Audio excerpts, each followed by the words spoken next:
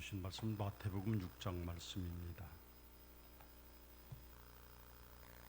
마태복음 6장 31절부터 34절까지 말씀을 교독을 하겠습니다. 그러므로 염려하여 이르기를 무엇을 먹을까, 무엇을 마실까, 무엇을 입을까 하지 말라.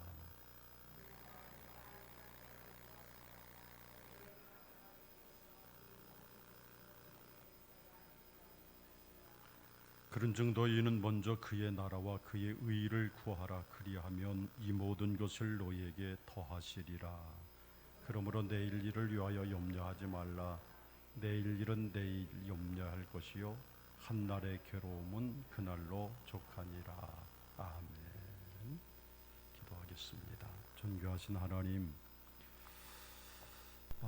하나님께서 오늘 이 무더운 삼복더위 속에서도 우리를 불러내 주셔서 하나님 전에 나와서 예배하는 이 거룩한 예배자가 되게 하심을 감사를 드립니다.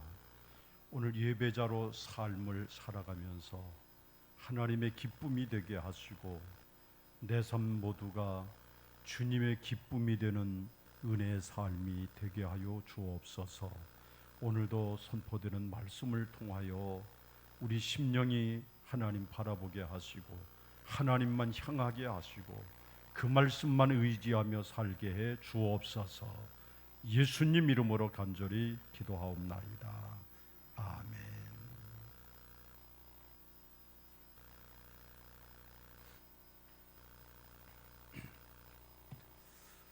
지난 주간은 좀 신방을 오래간만에 좀 다녔습니다. 우리 상암동에서 오셨던 식구들은 아실 텐데 임복희 권사님이라고 계세요.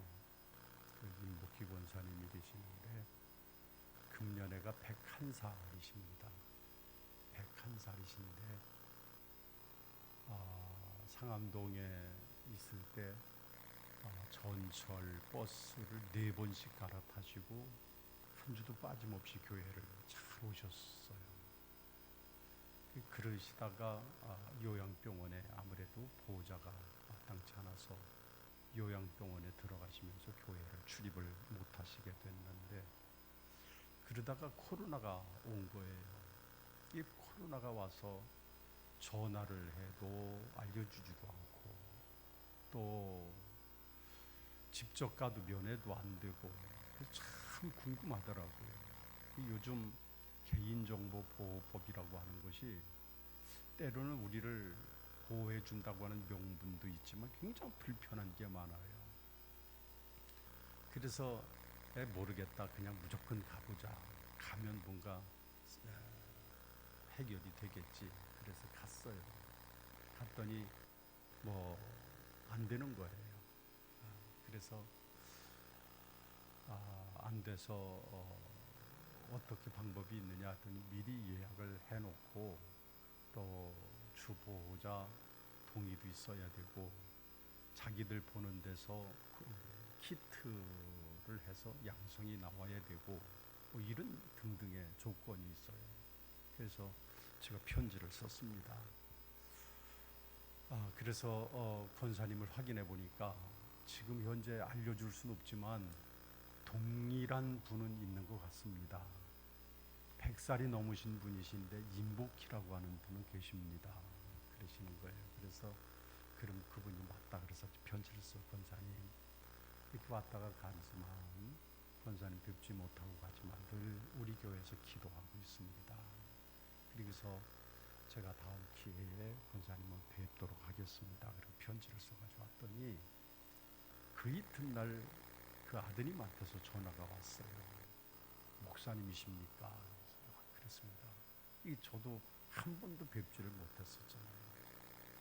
마침 오늘 병원을 갔더니 원장님이 이 편지를 저한테 전해줘서 그러저러도 목사님에게 계속 연락하고 싶었는데 이렇게 해서 연락이 못됐습니다.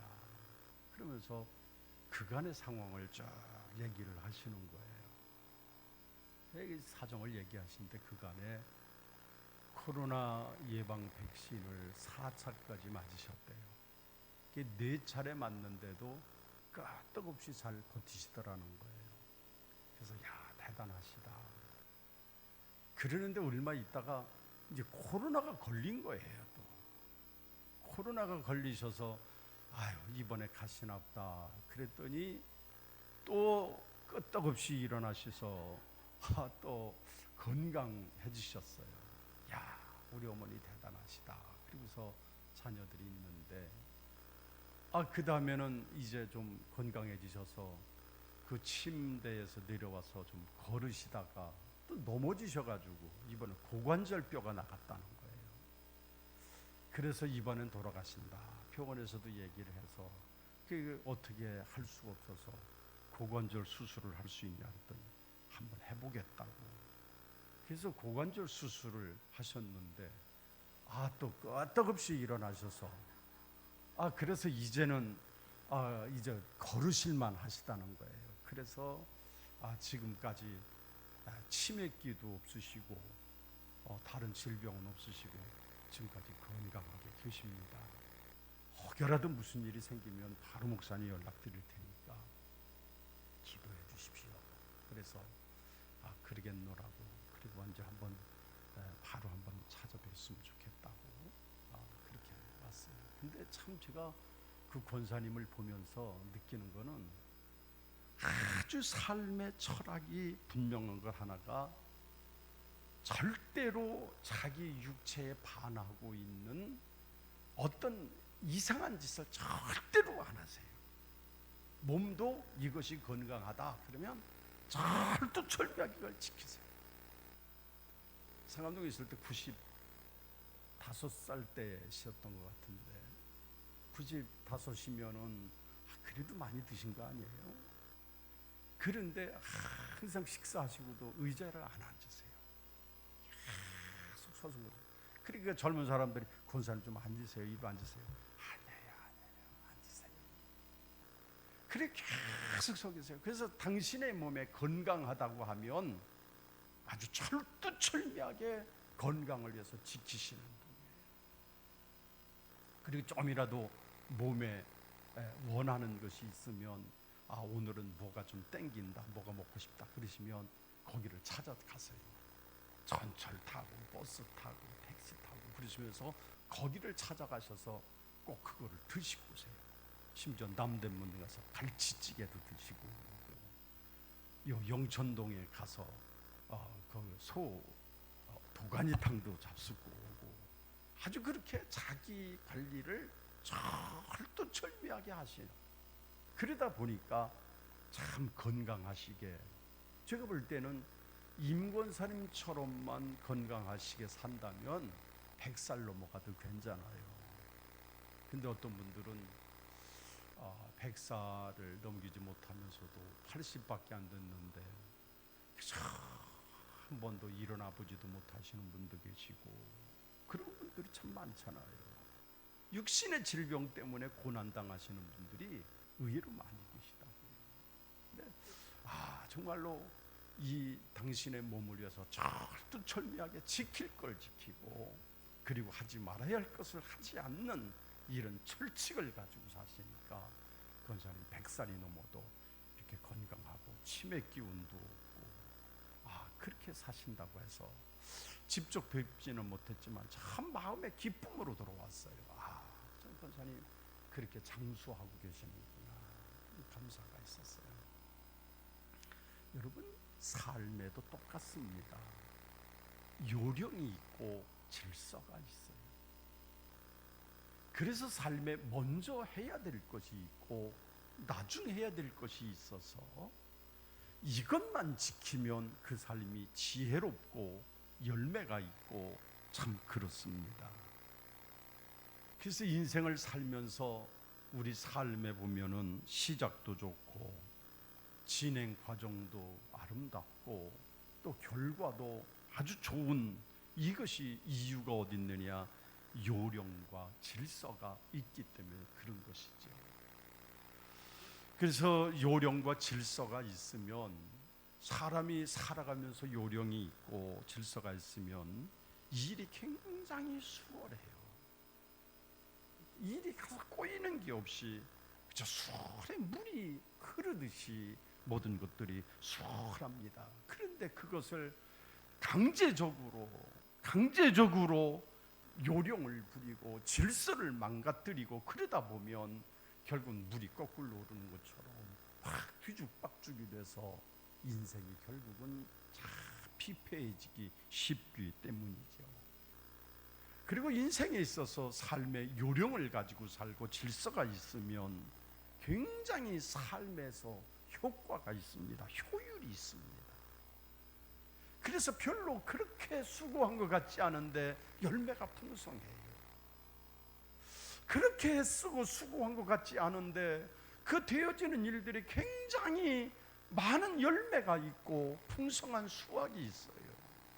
그런데 그렇지 않고 요령이 없으면 열심히 일한 것 같지만 별로 맺혀지는 열매가 없습니다.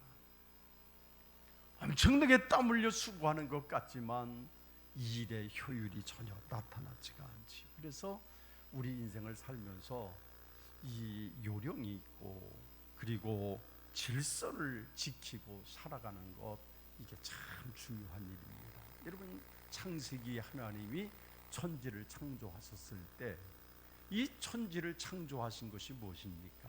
결국은 무질서를 질서 있게 만드신 것이 창조였어요.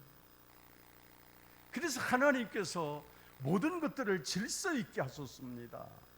하나님의 창조는 모든 것을 갈라놓으셨어요. 그래서 밤과 낮을 가르시고 바다와 묻을 가르시고, 그래서 하나님의 천지 창조는 굉장히 질서가 있어요. 첫째 날, 둘째 날, 셋째 날은 모든 생물들이 살아갈 수 있는 터전을 만드셨고요. 그리고 넷째 날, 다섯째, 여섯째 날 거기에 살아가야 할 생물들, 그리고 동물들, 식물들을 지으신 것을 볼 때 하나님의 창조 섭리는 굉장히 질서가 있었던 것들을 보게 되죠. 그래서 우리 인생에는 이와 같이 삶에 있어서 굉장한 이런 요령이 필요하고 질서가 필요해요. 신앙생활도 똑같은 거예요. 신앙생활에는 요령이 필요합니다. 질서가 있어야 합니다. 다시 말씀드리면 신앙생활만큼은 철두철미하게 먼저 해야 할 일을 먼저 하고 후에 할 일을 나중에 하는 원칙을 지키고 살아야 합니다. 이게 신앙생활의 원칙. 먼저 해야 될 일과 나중에 할 일들을 뒤죽박죽하게 되면 신앙생활이 열심인 것 같지만 엉망진창이 되어버리는 거예요. 그래서 신앙생활에도 요령이 있는 거예요. 먼저 해야 될 일이 있고 나중에 해야 될 일이 있고, 그리고 이 신앙생활을 할 때 보면은 굉장히 질서가 필요해요. 그래서 하나님께서 우리에게 신앙생활을 하라고 명령하신 그 말씀을 보면 참 많은 질서가 필요한 것들을 우리가 느끼게 되지요. 그래서 영적인 일, 먼저 근본적인 일부터 처리해 놓으면 뒤에 모든 일들이 저절로 하나하나 해결이 되죠. 이게 영적인 질서예요. 그런데 내가 먼저 욕심을 따라서 세상적으로 그리고 정욕적으로 모든 것들을 내가 먼저 하게 되면 영적인 것은 거기에 따라오질 못합니다. 저절로 순서가 엉망진창이 되지요. 그래서 우리는 신앙에 깊이가 있고 신앙의 효과가 있게 하기 위해서는 우선순위를 잘 지켜나가야 돼요. 이게 신앙생활에 있어서 우리에게 주시는 하나님의 지혜입니다. 오늘 본문은 우리들의 예수 믿으면서 효과 있는 삶을 강조하시는데 먼저 해야 될 일이 뭔가, 여기에 대해서 특별히 강조하고 계시는 것이죠. 먼저 해야 될 일이 무엇인가라는 거죠. 자, 여러분, 우리가 예수 믿으면서 우리가 반드시 전제해서 알아야 되는 한 가지 사실이 있는데 그게 뭘까요? 하나님이 나를 사랑하셔서 나를 부르셨다고 하는 거예요. 예수 믿는 사람은 가장 먼저 하나님이 나를 불러내 주시고 그리고 하나님께서 나를 이렇게 사랑해 주셨다고 하는 이 사실을 아는 것이 전제가 되지 않으면 아무리 예수 잘 믿어도 이게 전제되어 있지 않으면 안 돼요. 그래서 중요한 것은 먼저 하나님께서 나를 사랑하고 계셨다라는 것이죠. 하나님이 나를 사랑하고 계시다. 그 예배당 안에 주님 안에서 들어오는 사람은 하나님이 나를 사랑하고 계시다고 하는 이 사실에 감사하고 감격하고 하나님이 나를 사랑하셔서 여기까지 불러내 주셨다고 하는 그 은혜를 가지고 살아가는 것, 이게 참 중요해요. 그리고 하나님께서 나를 불러내 주셨다고 하는 사실을 알게 되는 것이 중요하죠. 하나님이 나를 불러내 주신, 내가 주님을 택한 것이 아니에요. 여러분, 내가 주님을 택했다면 얼마나 위험천만할까요? 마치 저 공원에 사람이 많은데 어린 아이를 데리고 공원을 갖다 붙여보세요. 사람이 많은데 공원에 가서 내가 아이 손을 붙잡은 게 아니고 아이가 내 손을 붙들고 오라고 손가락을 하면 딱 내밀었어요. 붙들고 따라와. 아이가 처음에는 엄마 손을 꼭 붙들고 따라갑니다. 힘이 없으니까 그 손이 언제 놓을지 모르잖아요. 언제 놓칠지 모르잖아요. 똑같아요. 내가 주님을 선택하고 내가 주님을 택해서 내가 주님을 믿는다고 생각하면 그 순간부터 우리는 미아되기 일보 직전인 거예요. 살 수가 없어요. 근데 어때요? 엄마가 그 아이의 손을 확 붙들고 가면 아무리 사람이 많아도 아무 근심이 없어요. 왜? 강력한 엄마의 손이 붙들고 있기 때문에 그렇잖아요. 똑같습니다. 하나님이 나를 불러내주시고 하나님이 나를 선택하셨으니 나는 하나님의 백성이 되는 것이고 나는 하나님의 자녀가 될 수 있는 것이지 내가 주님을 선택하고 내가 주님을 따를 수가 있는 게 아니에요. 얼마나 감사한 일인지. 이게 전제되는 신앙, 이 신앙이 전제되어야 우리는 신앙이 견고해질 수 있는 거예요. 그래서 우리가 가장 먼저 선행되어야 될 일은 하나님이 나를 사랑하고 계셨다. 그리고 하나님이 나를 선택하셨다. 나는 하나님의 놀라우신 은혜를 받고 이렇게 살아가고 있다고 하는 것이 전제가 되어야 그때부터 신앙생활이 온전해지기 시작하는 거예요. 이게 전제가 돼요. 그러나 내가 예수 믿으면 어떤 복을 받을까? 내가 어떻게 하면 출세를 할까? 어떻게 하면 불로소득의 어떤 복을 누릴까? 어떻게 하면 그렇게 돼서 내가 주님을 찾는 것처럼 내가 주님을 선택한 것처럼 나간다고 하면 얼마나 위험천만한지 몰라요. 절대로 그렇지가 않아요. 제일 먼저 하나님 앞에 나오는 사람들은 처음엔 모르지요. 내가 하나님을 선택해서 나온 것 같지 않아요. 그런데 하나님께서 나를 부르셨다고 하는 그 사실을 믿을 때 그때부터 정말로 은혜로운 삶이 되는 거예요. 꽤 오래된 이야기인데 어느 교회에서 그 불신자들을 초청하는 잔치를 했다고 그럽니다. 그래서 자기네 식구부터 다 교회에 좀 오라고 초청을 하라고. 어느 권사님인데 그 남편이 얼마나 고집이 센지 교회를 안 나오는 거예요. 다 기도하면서 하나님 우리 남편 좀 제발 교회 좀 오게 해주세요. 게다가 그때 그 초청 잔치를 하니까 이번 기회에 한번 해야 되겠다. 그래서 남편한테 이야기를 합니다. 한 번 내 소원이 있는데 교회 좀 한 번만 같이 가보자고. 한 번만 내 소원이라고. 내가 지금 죽어도 소원 하나가 그건데 꼭 좀 그렇게 좀 해달라고. 얼마나 사정을 며칠부터 했는지. 그랬더니 남편이 며칠 만에 그랬더니 알았어 그랬더니. 그래서 그 남편이 정말로 교회를 그날 왔어요. 그날 교회를 왔는데 부인의 마음은 조마조마합니다. 오늘 목사님은 설교를 무엇을 할 건가? 남편의 마음속에 그냥 설교가 싹 들어와서 아유 내가 이제 예수 믿어야 되겠다 그러고 있으면 얼마나 좋을까? 아니면 예배를 이걸 예수라고 믿냐? 그러면서 실망해서 돌아가면 어쩔까? 그래서 마음속으로 근심을 하면서 그 남편을 데리고 옆을 갔어요. 앞을 제대로 쳐다보지도 못하고 고개를 푹 숙이고 그리고 예배를 드리는데 그날따라 목사님 설교가 그 창세기에 나오는 말씀을 가지고 하시더래요. 누구는 누구를 낳고 누구는 누구를 낳고 몇 세에 죽었고 누구는 누구를 낳고 누구는 죽었고 계속 그 얘기를 하니 생전 밑도 끝도 없이 누군지 알지도 못하는 사람이 낳고 죽고 계속 그 얘기만 하시더라는 거예요. 권사님이 얼마나 성질이 나는지. 아니 도대체 목사님은 다른 설교 놔두고 맨날 죽는 얘기만 저렇게 하시나. 그리고서 자꾸 옆에 앉아있는 남편의 눈치만 자꾸 살핀 거예요.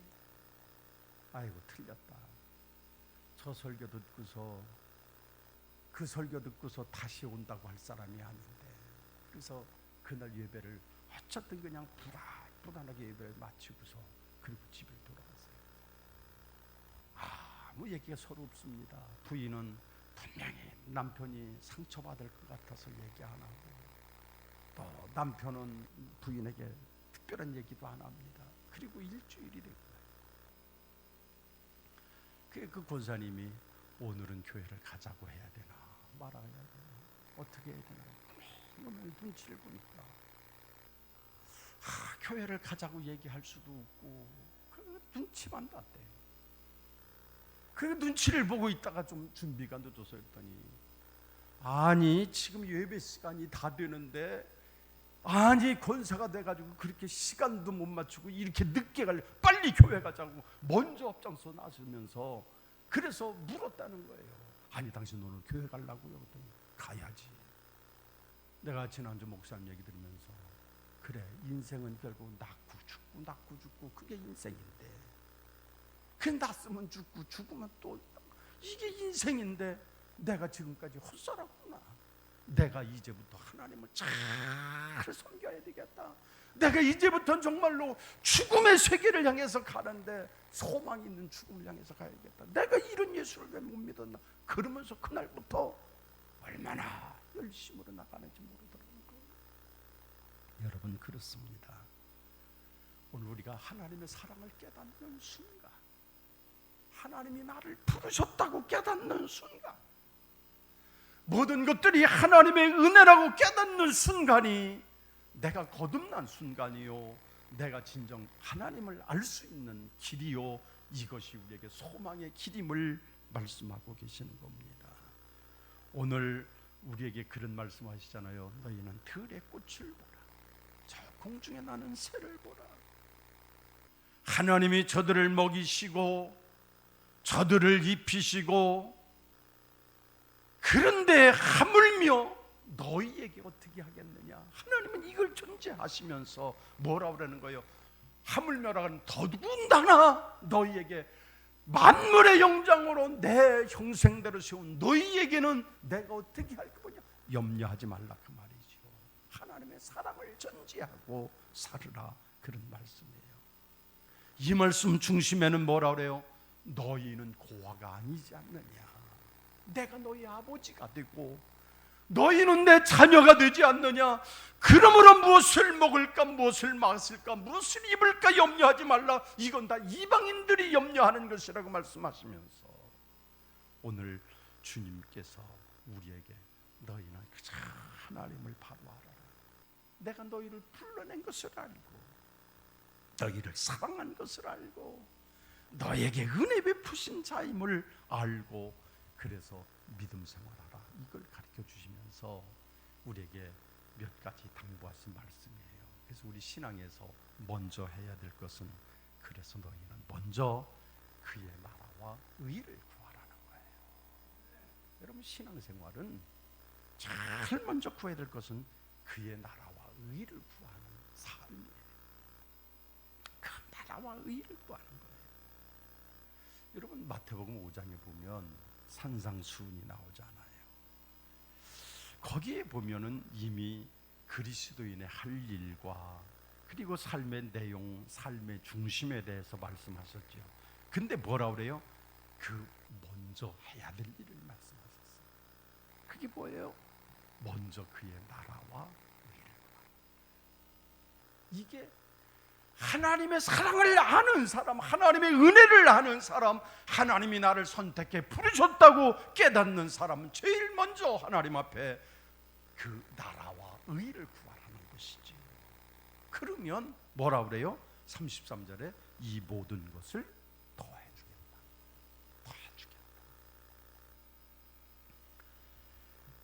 이 내용은 뭔가요? 우리에게 영적인 평안을 주시고 우리가 구하지 않은 것까지도 하나님께서 채우실 것을 약속하시는 그런 말씀이지요. 우리 신앙생활을 하다 보면 기도할 때 참 열심히 합니다. 진지하게 하십니다. 그런데 대부분 기도가 어떤 기도인가요? 마치 소모품을 구하는 것 같은 기도를 하는 거예요. 마치 소모품처럼 한 번 쓰고 없어질 것, 우리의 기도의 제목을 거기에다 투자하고 삽니다. 그래 주님께서는 우리의 구하는 그 모습을 보시면서 뭐라 그래요? 그것은 이방인들이 구하는 것이라고 하면서 우리는 영적인 양식을 구하는 자가 되라는 것이죠. 영적인 양식을 구하라. 그러면 하나님께서 세상의 모든 것들을 덤으로 다 주신다는 거예요. 여러분 솔로몬, 구약 성경에 솔로몬을 보십시오. 그가 아버지의 대를 이어서 왕이 됐습니다. 그 왕이 되고 나니까 제일 먼저 솔로몬이 뭐를 했어요? 하나님 앞에 1,000번제를 드렸어요. 이 1,000번제라고 하는 것은 어원적으로 1,000번에 하나님 앞에 제사를 드리는 거예요.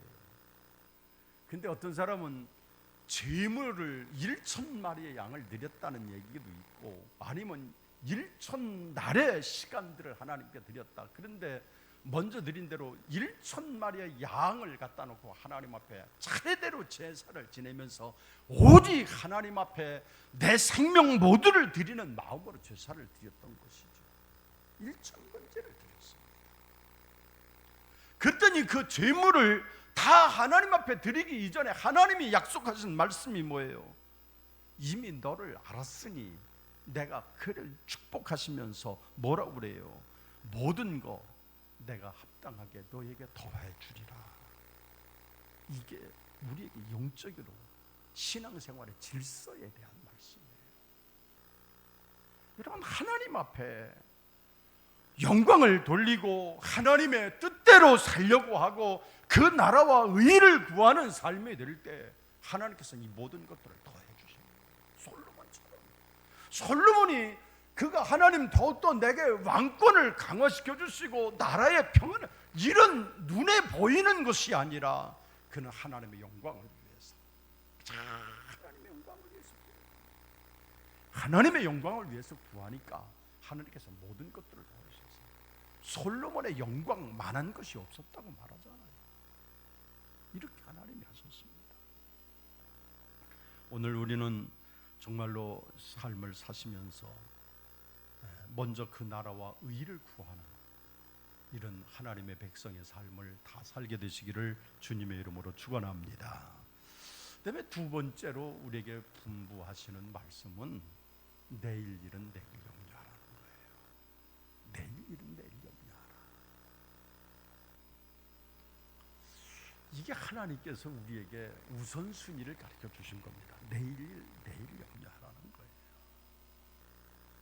여러분 사실 우리가 오늘 닥쳐진 일을 오늘 감당하는 것 참 힘이 겨울 때가 많습니다.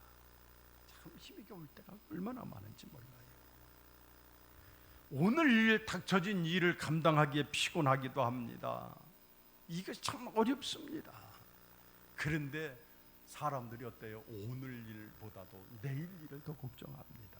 내일의 염려를 합니다. 그러니까 우리 인생이 참 피곤할 수밖에 없는 거예요. 스트레스 왜? 내일 일에 대해서 늘 염려하고 사니까 그래요.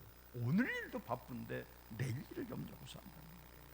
그래서 주님께서는 제자들에게 그러신 거예요. 내일 일은 내일 염려해라. 그날의 괴로움은 그날로 족할 것이다. 근데 이게 별거 아닌 말씀인 것 같지만 이 말씀 속에는 어떻게 해요? 우리 인생에 살아야 할 과정에 대한 말씀을 해주시는 거예요. 살아야 할 과정에 대해서 말씀하고 계십니다. 오늘 우리의 염려, 괜히 내일 해야 할 염려를 오늘 끄집어당기지 말고 내일 일은 내일 하나님께 맡기라는 것이죠. 자, 여러분, 이 말씀 속에서 하나님 주신 말씀의 의미가 뭘까요? 내일의 주인공은 내가 아니라 하나님입니다. 내일의 주인공은 하나님이시기 때문에 내일 섭리하실 하나님을 믿고 하나님을 의지하기에, 그래서 내일 일은 하나님 앞에 내일 맡기라, 하나님께 맡기라는 거예요. 여러분, 우리는 모든 근심 걱정 내가 끌어안고 살지 말고 하나님 앞에 다 맡기셔서 내일 일은 내일 염려하는 이런 믿음으로 오늘 평안함으로 사시는 여러분 되시기를 주님의 이름으로 축원합니다. 맡기며 사셨으면 좋겠어요. 그 다음에 세 번째 마지막으로 주님께서 하시는 말씀은 하나님의 뜻을 구하는 삶을 살아라. 그 나라와 그 의를 구하라. 하나님의 뜻을 구하라는 거죠. 여러분, 우리 살다 보면 우리에게 고난이 오기도 합니다. 고난이 오기도. 예수 믿는다고 해서 고난이 그날로 싹 사라지는 것이 아니에요. 고난이 오기도 합니다. 고난이 찾아왔을 때, 야, 재수가 없어서 내게 이런 고난이 찾아왔나, 그렇게 여기지 말고 하나님이 주시는 것으로 받아서 이겨내라고 하시는 말씀이에요. 이 고난을 하나님이 주셨어요. 그리고 우리에게 뜻하지 않는 축복이 올 때도 있지 않습니까? 그러면 내가 잘해서 성공했다고 생각하지 말고 이것도 하나님이 주신 것으로 알고 영광을 하나님께 돌리고 감사하면서 살자는 거죠. 감사하면서 살자는 거예요. 감사하면서. 지난주에 말씀드린 대로 신방을 임복희 원사님네 다녀보고, 그 다음 날은 저 구미를 다녀왔습니다. 민철기 권사님네, 임혜청 권사님 살고 있는 구미를 다녀왔어요. 그래서 차를 가지고 가기보다는 KTX를 타고 가는 게 좋겠다. 그래서 KTX를 타고 또 버스를 타고 그래서 갔다 왔어요. 처음에는 한 3년쯤 돼서 이제 올라올 때가 됐나 그랬어요. 가서 물어봤더니, 아유 목사님 1년 8개월, 1년 반밖에 안 됐어요. 그러나 3년 넘은 것 같은데 아니라고. 그래서 저 얘기 하는데, 참 이렇게 와서 있어 보니까 그저 아무도 아는 사람도 없고, 그저 민 권사님 회사 나가면 임 권사님 혼자 집에서 그냥 누워 있고 어디 갈 데도 없고 그렇다고 그러는 거예요. 그래서 나를 왜 이런 감옥 속에다가 가둬놓고 있는지 모르겠다고. 그러면서 사는 거는 그렇게 그냥 살지만 그런 얘기를 해요. 근데 하나님께서 너무 큰 축복을 주셨어요. 그래서 왜 뭔데? 그 아들내미가 있는데 그 미국에 유학해서 거기서 마치고 와서 이렇게 있다 보니까 서울대학교에 이번에 대학원에 들어가게 된 거예요. 굉장히 어렵고 까다로웠고, 그래서 그 교수 밑에 바로 들어가서 연구원으로 들어가면서 서울대학교에 거기 이제 들어가게 돼서 6년 동안 석박사 과정을 거기에서 마치게 됐다고. 정말로 하나님의 은혜라고 하는 얘기를 하세요. 저도 생각할 때 정말 은혜라고. 만약에 지금까지 본인도 고생했고 집에서도 고생했지만 그 애가 한국에서만 있었으면 서울대학교에 못 갔을 것이다. 근데 하나님이 아마 그렇게 축복하셔서 맞아요. 그래서 그런 얘기를 들었습니다. 내가 잘해서 되는 것이 아니고 이것도 하나님께서 주신 은혜이고 하나님께서 주신 축복이고 하나님이 주셨다. 그러면서 영광과 감사하는 삶을 살자고 그렇게 당부를 했습니다. 여러분, 오늘 우리는 좋은 일을 만나 또 안 좋은 일을 만나도 항상 우리 마음속엔 하나님의 뜻을 구하는 태도가 필요해요. 하나님의 뜻이 무엇입니까? 하나님께서는 이 일을 통해서 우리에게 무엇을 말씀하십니까? 하나님의 뜻을 아는 것이 중요해요. 여러분, 예수 믿는 그리스도인들의 삶은 아주 간단합니다. 뭐예요? 하나님 말씀 그대로 믿으면 되잖아요. 믿고 순종하고 주신 뜻을 이루기 위해서 최선을 다해 살면 그저 간단하게 살아가는 것이죠. 하나님의 뜻을 항상 구하는 것이, 내가 좀 안 좋은 일을 만나도 하나님의 뜻이 무엇입니까? 내가 좀 좋은 일을 만나도 하나님, 이 일을 통해서 하나님의 뜻이 무엇입니까? 그래서 모든 영광을 하나님께 돌리는 것입니다. 성경은 우리에게 그래서 말씀하고 계세요. 너희는 먼저 할 일을 기억하라는 거지요. 먼저 하나님의 섭리를 신뢰하고 하나님이 나를 주장하시는 그 은혜가 중요하고, 그래서 모든 것들을 하나님께서 주신 것이기 때문에 오늘 말씀 그런즉 너희는 먼저 그 나라와 의를 구하라. 그리하면 이 모든 것을 너희에게 더하시리라. 내일 일은 내일 염려할 것이요 오늘 괴로움은 오늘로 족하리라. 이 말씀을 오늘 기억하셔서 우리 모두가 승리하는 삶을 살게 되시기를 주님의 이름으로 축원합니다. 신앙인의 삶은 단순해요. 심은 대로 거두는 거예요. 여러분, 신앙은 반드시 그래요. 심은 대로 거두는 거예요. 진리예요, 진리. 농사하는 농부가 심은 대로 거두시, 신앙도 심은 대로 거두는 거예요. 심은 대로.